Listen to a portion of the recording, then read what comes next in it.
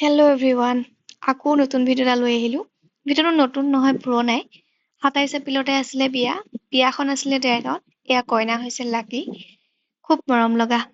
সেইদিনাখনো বহুত বেছি বৰষুণ দিয়াৰ কাৰণে আমি বিয়া ঘৰ গৈ পোৱা অকণমান লেট হ'ল অকণমান নহয় ভালকে লেট হ'ল বাৰু তাই আমাৰ কাৰণে ৰৈ আছে বাটতে মানে আগফালে আহি চাই আছে আৰু আমি আহি গৈছো নে চাই আছিলে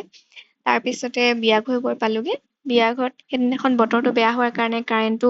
অহা যোৱা কৰিছিলে মোবাইলৰ ফ্লাছ লাইটটোৱে অন কৰি মেকআপ কৰিব লগা হ'ল মেকআপ কৰি হোৱাৰ পিছতে কাৰেণ্টটো আহিছে কি খং উঠিছিল মানে সেইদিনাখন কি ক'ম তেনেকৈ মেকআপটো কৰিলো মেকআপটো কেনেকুৱা লাগিছে সেইটো ক'ব তাই খুব চিম্পুলকে বিচাৰিছিলে জোৰোণৰ মেকআপটো আৰু মই তাই কোৱা ধৰণে দিবলৈ চেষ্টা কৰিলো এইটো মেকআপ কেনেকুৱা লাগিছে সেইটো ক'ব তাৰপিছতে এইটো হৈছে ছেকেণ্ড লুকটো এইটো লুক কেনেকুৱা লাগিছে সেইটো ক'ব এইটো মানে খুব কম সময়ৰ ভিতৰতে মেকআপটো কৰিব লগা হৈছিলে কাৰণ মানুহখিনি আহি পাই গৈছিলে আৰু হললে শুদ্ধ হোৱাৰ কাৰণে মানে খুব লৰালৰিকে মেকআপটো কৰিব লগা হৈছিলে